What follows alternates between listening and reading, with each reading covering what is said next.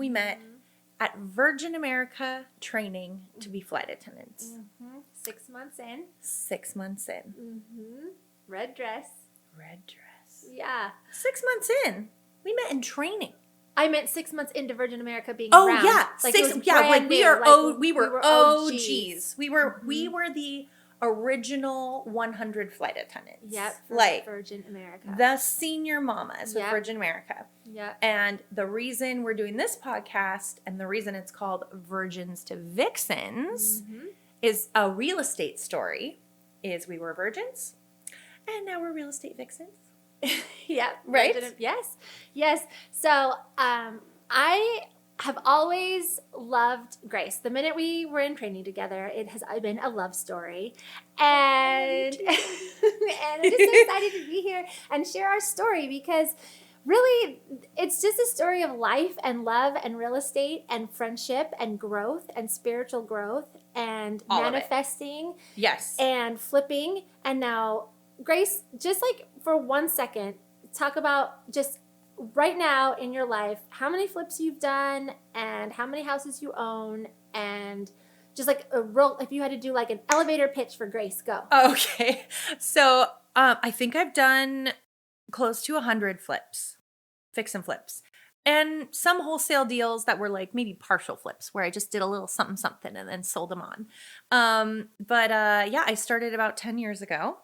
Right now today I have 17 doors and 17 houses. Yes, and some are short-term rentals, kind of luxurious Airbnbs, and some are long-term rentals, so I have tenants.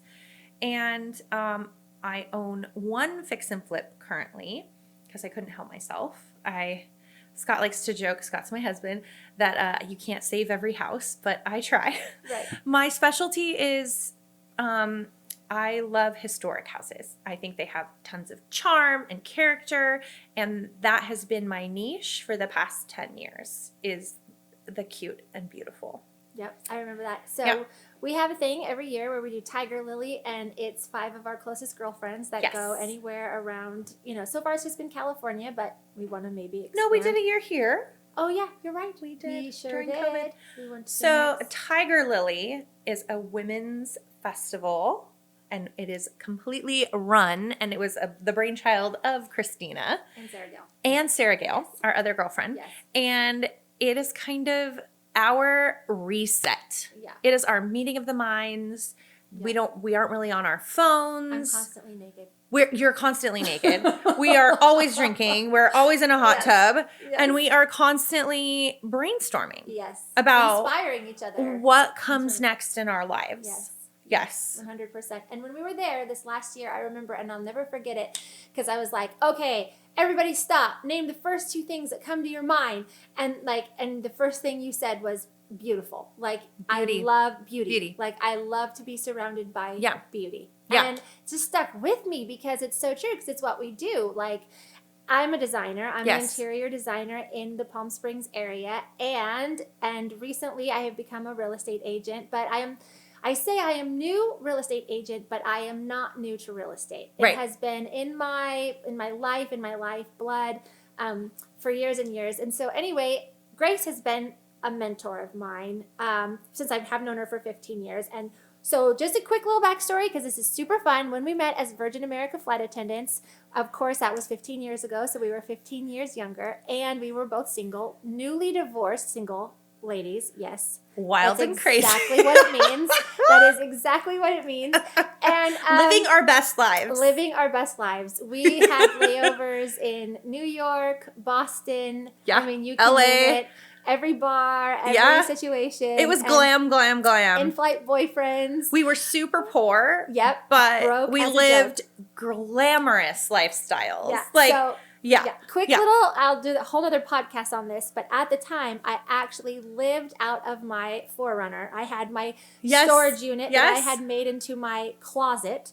So I would go to my storage unit, and I had like little lights and cute little dressers and a little mirror, and I would get new clothes for the week to put in the back of my Forerunner because I was always on 4-day trips traveling around. Yeah.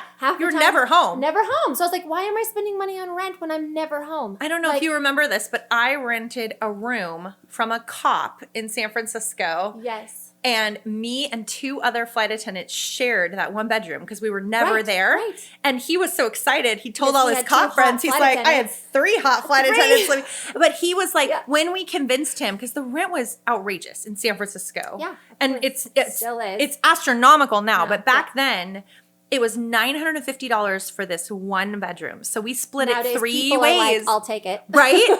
Right? And we were like, okay, we feel safe. He's a young cop. He's so fun. Like, he would take us out on the weekends. It was so cool. Right. But he was like, well, what if all 3 of you are home at the same time? And we were like, well, can one of us sleep on the couch? Yeah. And the entire time we lived together, maybe that happened 1 time. And I like, bet we you were all always snuggled. gone. Yeah. We were fine. We were totally fine. Yeah. It's amazing, right? It's such a different lifestyle. The glamour days. It's such a different life, right? 100%. As we go on this podcast, we're going to share some stories because I have some stories about Grace in certain bars, and I have stories. I thought you said we're supposed to be vulnerable and open. Oh no! And, anyway, no, it's just so much fun, and of course, I mean, I have some amazing stories. So I was on the promo team because I wanted to be. Grace could have been, but she didn't want to be. Correct? I think I was not as far along in my divorce as you, and I was like a little bit more mentally unstable. Okay. All right. Fair. And my off time was spent drinking. Right. So, yeah. It cut into my party time, from what I remember. Yeah, exactly. A lot of those days. But anyway, so I have a lot of, of course, it was owned by Richard Branson, so I have a lot of stories that I got to meet him quite a number of times, which was amazing. He's actually such an amazing guy. I mean, I never got to meet him. You never got to meet him. Our paths crossed in a hotel lobby once, and that was it. That was my only Richard Branson. So can I tell you my super fun story? Yes. Okay, so my most fun story, is that correct English? I'm not sure. But anyway. It's fine. So we were going through TSA. So we were doing the promo team. We were on our way to, I want to say it was Boston, to the Boston opening. So it was the opening launch of our new flight, LA to Boston. And he was in front of me in TSA. So, of course, when you're TSA, you have to take off your shoes, your belt, all that kind of stuff, right? So even if you're Richard Branson. Even if you're Richard Branson. Yep. So he stripped down in front of me. And then we went through TSA, and he got all dressed, but he forgot his belt. Oh, no. Yes. So then he walked along, of course, in front of me, and he went to go talk to our CEO at the time and our director of in-flight. And so they're in a circle. So it's here, Richard Branson, my CEO, and my director of in-flight. Dola. It was Dola. Yeah, Dola. Yes. Her name is Dola. And yes. Yeah, I don't know, David Kush. David Kush was the CEO. So they're all standing. This is public knowledge. Right, exactly. Yes. This is public knowledge. So they're all standing in a little huddle. And I come up to them, and I have his belt in my hand. And because this is how free it was at Virgin America, as I was just like an average lowly flight attendant. Right. I come up and I say, "Oh, Richard," and I have his belt. I'm all, "You forgot your belt." And then he takes his belt, he throws it around my waist, pulls me into him, and says, "Oh, but darling, you forgot your knickers in my room." Stop it! Yes. That is so him. Yes. Oh my God. Yes. And then, of course, he just takes his belt and walks away. And I love it. Yeah. It was and the amazing. CEO's like, what just happened? But he just slept with 15 other girls. So totally. Okay. Yeah. Like, 15 no, he loves blondes. That is a it's a known fact. thing. Yeah. So anyway, that's one of my funnest. And then he also hit me on the head with a boogie board, but that's another story. So anyway. That is fantastic. Yeah, that was pretty fun. That is a great way to get started here. So that's the virgin part of our virgins to vixens. But the reason this is called a real estate story is we talk all the time about real estate. It is woven into every conversation we have now. And sometimes it's me mentoring you. Sometimes it's me coaching you or nudging you in the right direction or 100%. Giving you an atta girl. And then sometimes it's literally us just checking in and you saying, what projects are you working on? What's going on? Like, real estate is so fun, and I have enjoyed it immensely these past 10 years. I am still a flight attendant. Yeah, we both are. We both are. But I never fly. Right. That's another story. Right. But real estate's incredible because there's always something new to learn. And once in a while, we'll have a discussion and I'll say, but that's the deep end of the swimming pool. Mm-hmm. Like you can make money and have an incredible career in real estate and never do really complicated, hard things. Mm-hmm. You can stay right in the fix and flip lane. Mm-hmm. But there's also all of these other ways to make money. 100 So different it's going to be fingers. so fun to talk about all the other different ways Mm-hmm. you can make money. Yep. And I've started, of course, a long time before you did because you stayed at Virgin and I stopped flying at Virgin and I started flying with a different airline and I had babies and my husband was like, I don't want a part-time wife. You got to figure this out. You got to do something at home. So I started about 10 years ago with his full support. Like, you go flip houses. And that's how it started, was with flipping.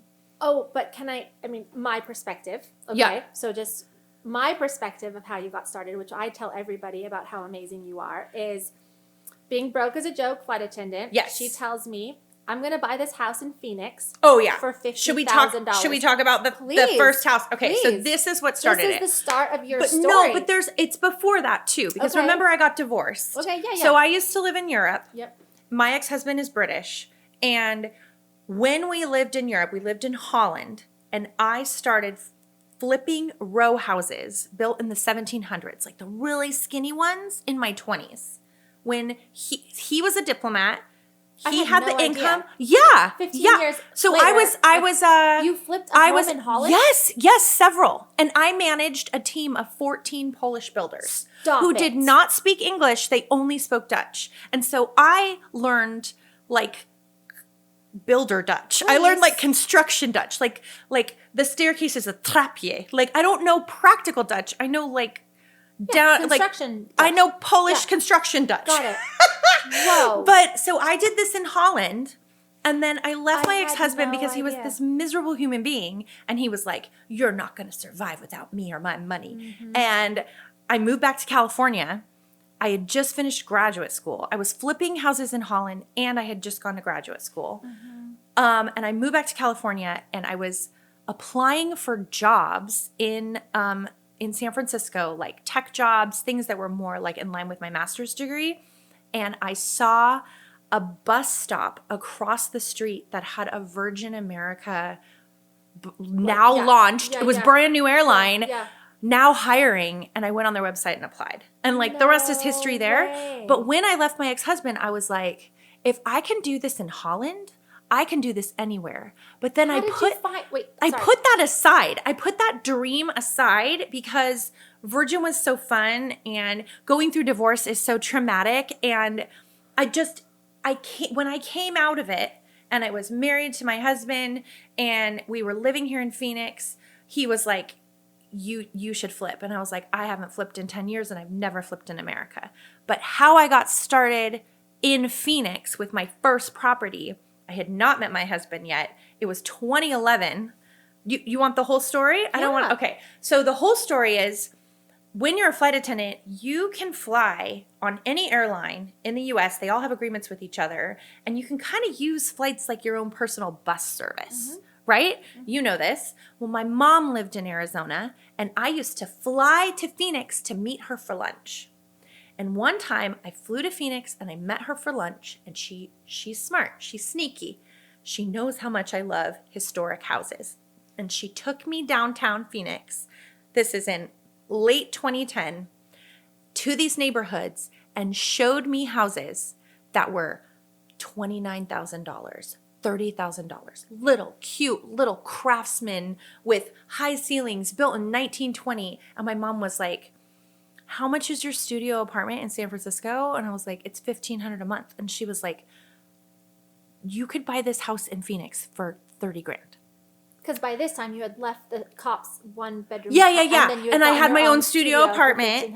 And it was so cute. Oh, it was so cute. But it was in the tender knob. Yeah. It was on Geary and Hyde. Yeah. It was on the 5th floor. Yeah. And I had to work so many hours at Virgin America. I was only in that apartment 3 days a month. Well, we were paid peanuts.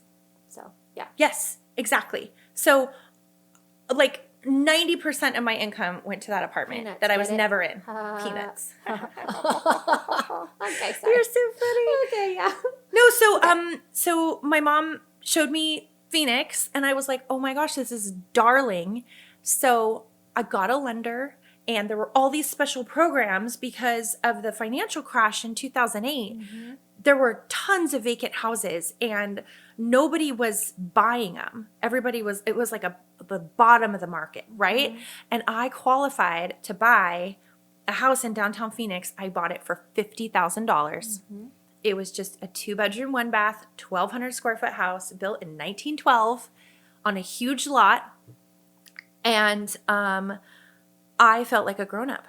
Like, for real. No, I remember. You had to save your $5,000 I had to for save your down. For my down. We talked about it because you were like, I'm saving. I'm at like, I remember we were flying together and you were like, I'm at 4,000 something. Yeah. And I was like, wow, girl, like, get it. Like, yeah. This is amazing. Yeah. And then I remember this. And then, so my mortgage was $286 a month. Ridiculous. So my rent in San Francisco was $1,500. All of a sudden, I had money for activities. Right.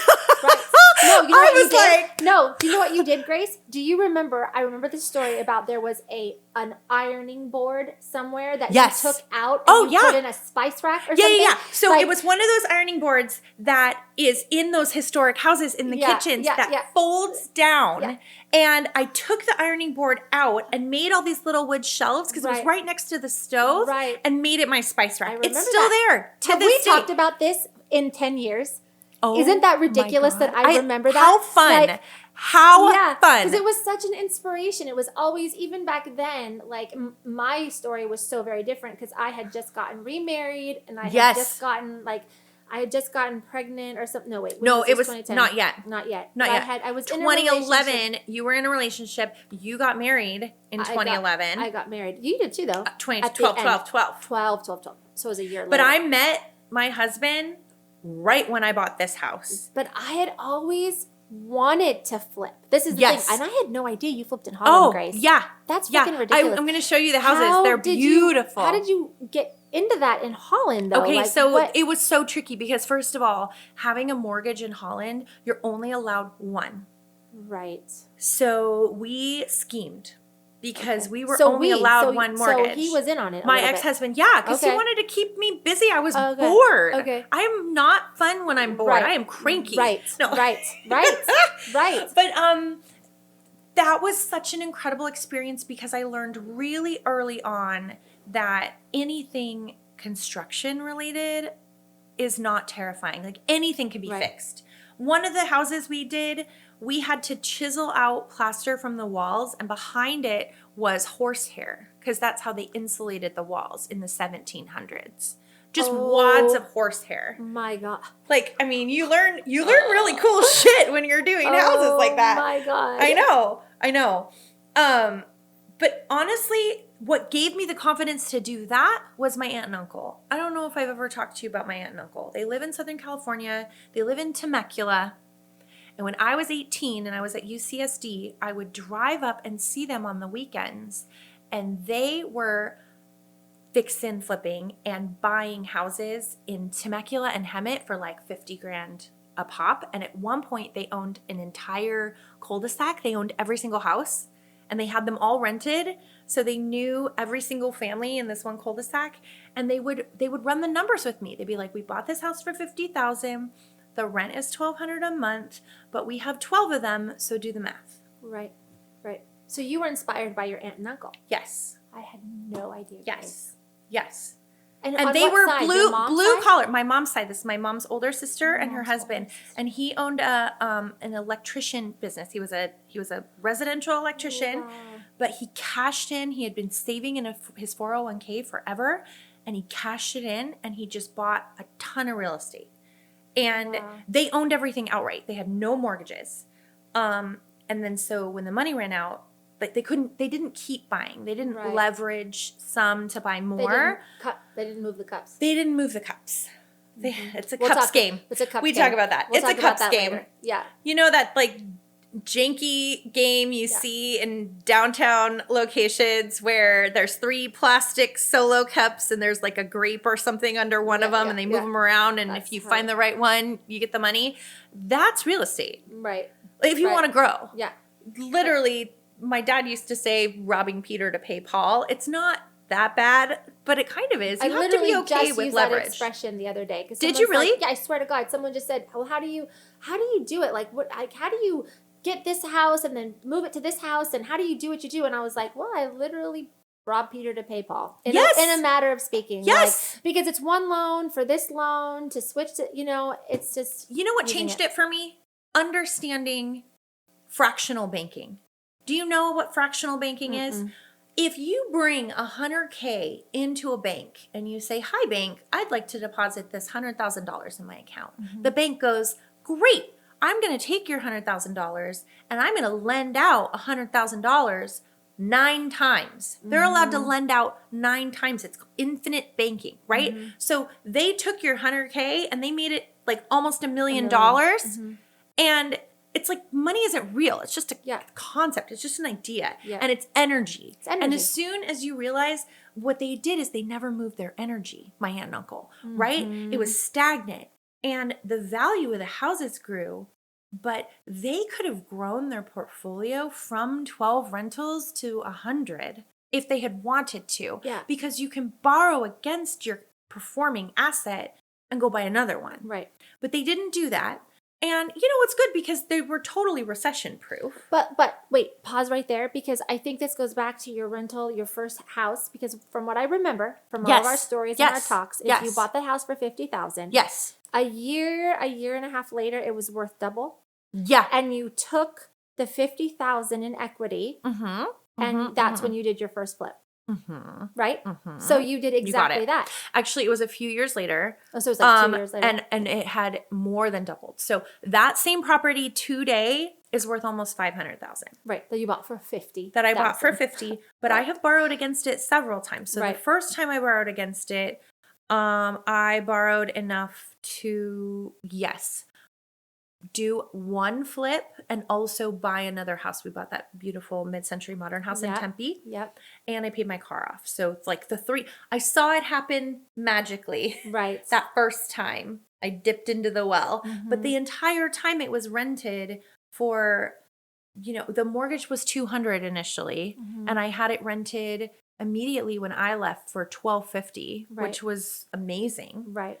And that was just cash flow every month, forever. And then I borrowed against it. But my husband also bought a house, and then we bought another house together. So I'm lucky in that he was has a part of it, and he had a good income to qualify, because flight attending paid nothing. So at the beginning, if you really want to grow, you have to have some sort of W-2 salaried income or get creative with your financing. So that's where I'm at. Yeah. To be honest with you. No, exactly. Right now, I'm single, and I am a flight attendant. Up until probably about 8 months ago, that was my sole source of income. Right. So now, to get a house, they say I need to have 2 years of W-2s for a business. No, like, you know what I mean? I have to have 2 years of business income. So I started Christina Joy Design. So as like I said, I'm an interior designer, started in 2022. So all of 2022, I said design. I did quite well as a designer. Yes. As an LLC. I mean, I designed before that, but like as my business. LLC. And then now it's only January of 2023. I can't buy a house right now, even though I'm making more money than I did as a flight attendant, because I don't have. That's not true. I'm just saying conventional. Okay. Conventionally. Because you can do DSCR loans. Yes. Which are a totally different thing. I'm saying for the average buyer who doesn't know about all these other creative financing ways. That's what I meant to say. No, exactly. Like, I can't it's so hard to scale. It's so hard to scale because I can't walk into a bank right now and say, okay, so my goal right now is I'm currently doing a flip, as are you, so we can talk about that later. So once I sell this flip, I want to take a 1031 exchange, which we can talk about that later too, into moving my money into a duplex. So this is my goal. But the thing is, and you're going to house hack that. And duplex. I'm going to, exactly. Well, and I'm house hacking my current house. But anyway, I feel like I'm getting sidetracked. No, you're good. I feel like the thing is that if I didn't know about creative financing, I would be very, very stuck. Because even though I am making more money now, the banks... You don't look lendable. I don't look lendable. Yeah. Exactly. It's BS. Right. And it's meant... In some ways, I think lending is an old boys club. Right. And it's who you know. Yeah. Because there are so many loan products out there that how in the world would you ever know about them if someone didn't introduce you to them? Didn't tell you. Right. Right. Private banking is super interesting, and we can totally talk about that. But DSCR loans are super interesting. Also, you're kind of dead in the water when the rates go up, right? Because all of a sudden, any profit that you would have made on a rental is tied up in your mortgage because your interest rates are so high. Right. But I just had a whole YouTube about this, and interest rates, I don't know if you agree with me or not. I mean, think they're going down? Well, I don't think that they're as high as people are making them out to be. I have this paper. I literally have a paper that was printed to me by my title company that, yes, we are used to 3%, 4%. Of course, 2021, 2.65%. Sure. Yes, that existed. Yes, it did. If you take the national average, rates were 3.0% back in 1954. Right. That was the last time they were even close to the rates in 2021. Well, the average is 12%. Thank you. Yeah. That's what I was getting at. So circle back to 6.3, whatever, 6.48 that we are today. Yeah. It's not that bad. So I have two things to say on that. One, this is a caveat. If you're going to go buy your first house, there are so many things available to you right now as a home buyer. Right. Well, you can ask the seller to buy down your rate. That too. Yeah. There's a lot of cool things that you can do. But when you're an investor, your basis is much higher. So like, I'm not getting 6% loans. I'm getting 7-8% loans. Sure. And like, I have a line of credit that was variable, and it's amazing what you can do with a line of credit at $800,000. Right. You can just like go on a little spending Be your spree. Own private lender. Right. Exactly. Hard money right now in Arizona, I have a wonderful hard money lender, and it's 12.5%.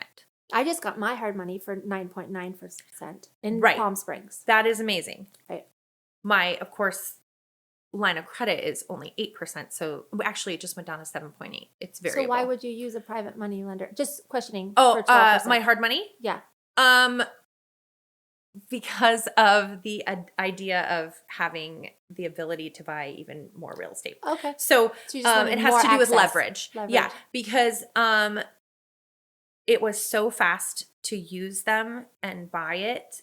And I don't want to tie up my entire line of credit with this one flip because I'm doing a whole addition on this flip. Mm-hmm. And I bought it in August. It's already January. We won't be done till May. That's tying up my line of credit for a really long time. Mm-hmm. And I'm okay with it's still going to be profitable. Right. Even at 12%. Yeah. So I'm okay with it. But that's a great question. I mean, why wouldn't you take the lower interest rate? Yeah. But I get it. It's all just goals, leverage, what you want to do, where you want to go. Yeah. Moving the money around. Yeah. Playing those cups games. Playing the cups games. Yeah. But my banker, I said it's a cups game when I went in and paid the loan down the other day. And she's like, oh no, you're using this loan for its intended purposes. Right. So. Right. Exactly. They want you to do that. On a similar note, now of course that was in 2010. So here we are, 2023, right? Like 13 years later. Where are you going to go to buy a house for $50,000? Of course, Memphis, where you're at now. There are places. So I'm looking at a few markets because I've shifted and now I really want to focus on cash flow. Mm-hmm. So I'm no longer doing fix and flips and Airbnbs and traditional holds. I'm actually looking at Section 8 properties because that's money every month guaranteed by the government. And I know it has a bad name and people are like, oh, Section 8 people trash your house. Well, that's kind of racist and it's not always true at all. And sometimes it's just a hard on their luck single mom who needs a break. And I've done enough great deals in my life to want to give back now, and affordable housing is kind of my passion project. But Memphis is interesting. I think it's already a little too expensive, which is shocking. But I'm actually looking at Minneapolis and the outskirts, Milwaukee, and upstate New York, like Buffalo area. Those are the markets I'm looking at. How did that go? Did you get that place off Facebook Marketplace? Oh my gosh. I'm still in negotiation. Yeah, you can find houses on Facebook I had no Marketplace in idea. upstate Yeah. New York. Yeah. This is a 3-bedroom, 1-bath, mill house. So it was made because there was like a local mill, and it was built in the 1890s. Those giant saw cut hardwood floors, like just built right, you know. Everything was updated about 15 years ago, so the electrical and the plumbing, all of that is new, which is awesome. But I'm getting it for 25 grand, which is Ridiculous. stupid money. Stupid. The cost of my new Birkin bag. But just get kidding. this. I don't Yeah, have right? one. I'm just kidding. I don't have one. There's this cute girl on TikTok who says, "Oh no, instead of Birkins, I buy apartment complexes." Yeah, and I'm much like, smarter. Yeah, Yeah. for real. Let's be real. You have a Birkin. Yes, Let's be real. but I didn't buy one until it was was very easy to buy one. I get it. Busted. Yeah. But the guy I'm selling to, it's like been in his I'm buying it from.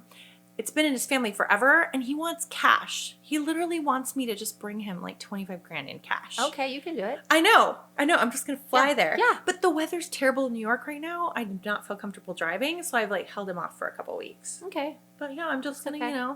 Yeah. So circling back to your house. So I bought my current home in 2019, of course, Yes. right before COVID when all the prices went crazy. I got Yeah. super lucky. Yes. I bought it for $250,000 Yes, in you La did. Quinta. And so I just want to I just want to let our listeners know that even though, yes, it's not 2010, you're not at the bottom of the market, you can still make money out there. Absolutely. You have to just do it. You have to just buy it. I had to literally, borrow money from Peter, Yeah. Paul, Smith. Me. I had to, move. I literally was just moving Cup money skin. from a credit card. Totally. Right? So, Yeah. so I'll tell you what happened there with Grace. I had a credit card worth $20,000. I had a credit card debt. Okay? So I'm just going to be completely honest here.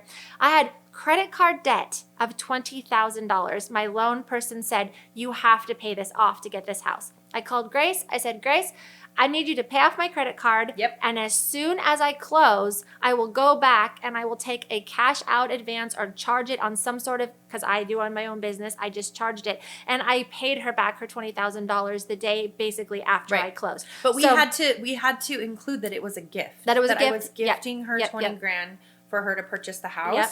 There's so many hoops you have There's to jump so many- through, but they're yes. so worth it. They're so worth it. so I what's had your to house work worth hard. now? $450,000. See, exactly. I just took out a home equity line of credit for almost $100,000, which is how I am flipping. So I am basically doing what Grace did back in 2010, 2011. Today, I'm flipping my first house at the Cathedral City Cove. It's like this amazing little cove in Palm Springs area. And I got it for $360,000. Like Here, hers. let's run the numbers on that. Okay. So you bought your flip for $360,000. No, $250,000. Oh no, yes, I bought my flip for $360,000. Okay, and yes. how much are you putting into it? $100. Let's say 100. Mhm. Okay, so you're gonna be all in for roughly $460,000. But then there's carrying costs and whatnot. Mhm. What do you think you're going to be able to sell it for? $595. See, this is beautiful. Right. This is what I'm talking about. And then I'm taking that money. Yes. And this is when I want to either. So you always taught me, and this is what I tell everybody to do, is flip, hold. Correct. So Or it's a job. Or you Right. just have a really weird job where you get giant paydays and then it's feast or famine. It's like, yeah, you have 100,000 in your bank account, but then you got to do the next flip. And then you're dependent on that like a salary, like an income. Right. If you hold some of them, if you keep them and Yep. they're yours and they're passive income, Yep. then you're building your portfolio. Okay, so I go to a real estate investors meeting once a month in Yeah. my local area, which Yeah. I recommend everybody Yes. to do. RIAs, they're all over the They're country. all over the I'm country. a part of the Phoenix one. Yep. Like I've been it for years. Yeah. That's how I met my hard money lender for my flip. That's how I met this other guy, Robin, who's amazing, who I'm going to flip my next house with. I mean, it's just, you meet amazing people. Absolutely. It's like-minded people. I got so much inspiration from being there. So anyway, so I went there. And so I forgot where I was going exactly with that. But from that, Yes. I got my hard money lender. Wait, Yes. what were we talking about Flip, before flip, that? hold. Flip, hold. Thank you. So Robin, actually, if he's listening, he knows who he is. he told me that when he was doing all of his flipping, he was flipping. And yes, he made a flipping lot of money, but Nothing to show for it No. 5 years later. Exactly. He blames his wife, but they all do. Just saying. So can I just give you this one anecdote story? So I've taught a lot of people flipping. Yeah. And like there's a lot of people in Phoenix that I've just actually sat down and I've been like, this is how you flip. This is how you get an LLC. This is how you do it. You know, I've just mentored a lot of people. This one girl did a flip and it was beautiful. And she got this like $75,000 check, and she took that check the next day and went to the Audi dealership and bought herself a brand new Audi cash and said, oh, I've just always wanted an Audi. And I said, yeah, but you're supposed to reinvest it. Yeah. So I waited years to buy any special little extras. Yeah. Anytime I got a paycheck, I would take $100K and go buy 2 houses. Yes. And then take $200K and go buy 4 houses. And at one time I was flipping like 8 houses at a time. I do not recommend that. That's ludicrous. Yeah. You're strung out at that point. Yeah. Don't do it. But I was shocked by her. Yeah. I was like, I don't think you understand finances. Right. Because you're not supposed to have that $75,000 payday and go buy yourself a toy. You're supposed to reinvest that into yourself so that 10 years from now, you're sitting on a beach in Bali and you don't work anymore. Right. But this is where it comes down to relationship with money. Right? Yes. And I would like to put out a shout out to Manifestation Babe. Yeah. Because that's who I've been following a lot. Yeah. And she's really helped me with my mindset. Yes. And this is the thing, is that this is why lottery winners, right, who win the lottery always go back. Always go broke. Right. Because they don't have a good relationship with money. It's so right? true. So Yes. like this is I'm there. I'm at my beginning stages. This is part of the whole virgin to vixen's name. I'm a virgin in this, you're a vixen in this. But I am definitely, I'm getting around. Yeah.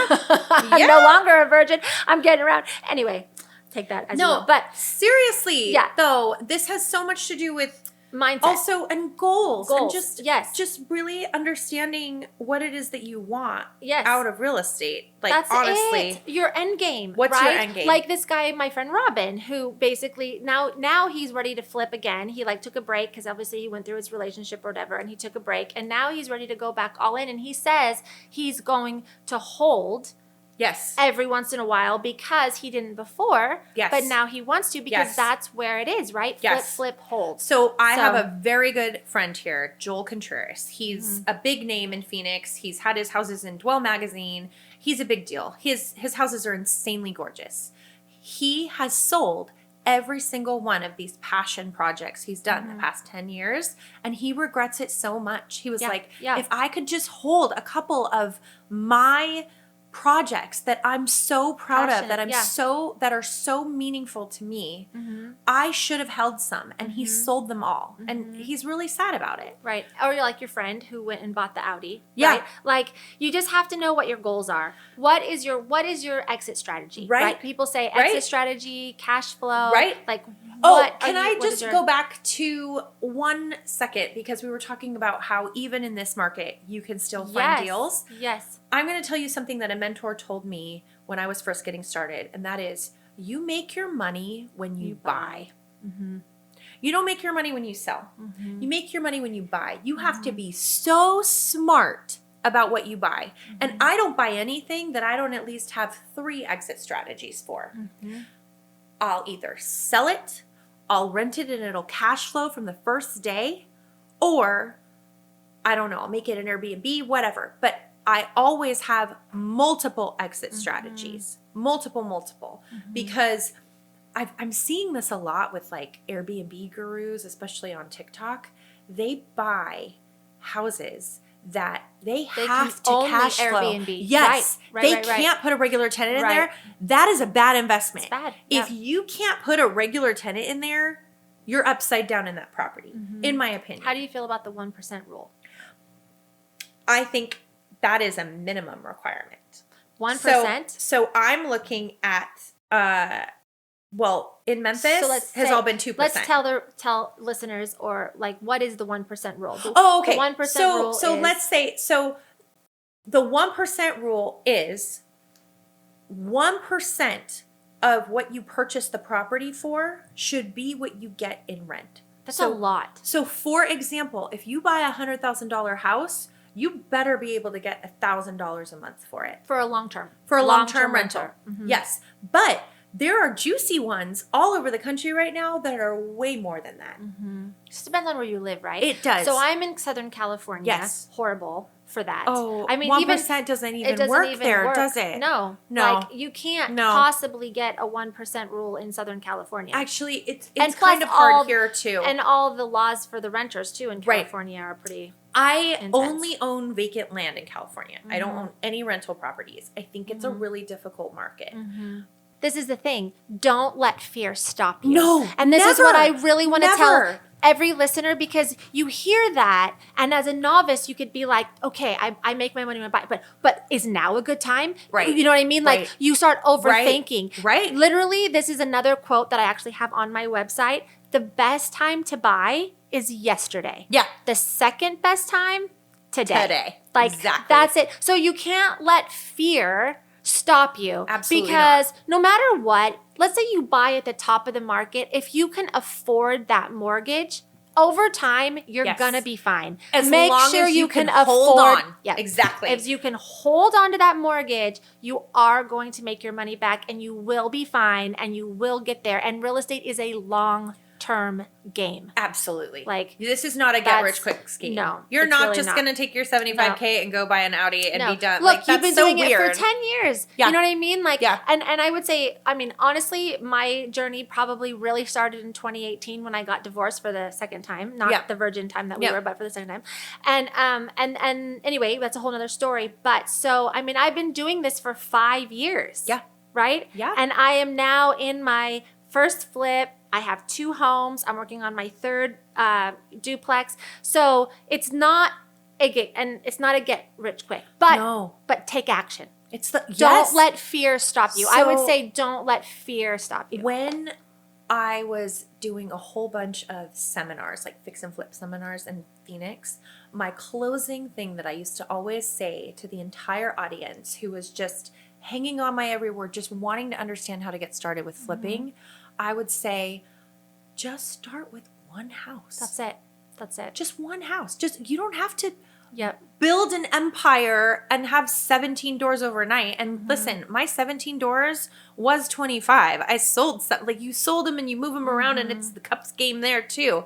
But you can just start with one. It all starts with one. Really, it always starts with one. Yes, it sure does. So you got to start somewhere. Absolutely. And there are so many people that have analysis paralysis. I meet a ton of them at the RIAs. And I love the RIAs for networking. And I would love to get into the importance of having a community of people that you trust that will answer the phone when you call. But there are so many people there that have been going to RIA meetings and learning all about real estate for 10 years. And they've never pulled the trigger. Not one house. Right. So buy the house. Buy the house. Buy the damn house. Buy the damn house. Buy the damn house. Exactly. And on that note, I'm a real estate agent, so if you're buying in Palm Springs, you should use me. Shameless plug. Shameless plug right there. I love it. Yeah. Okay. And thank you. Scene.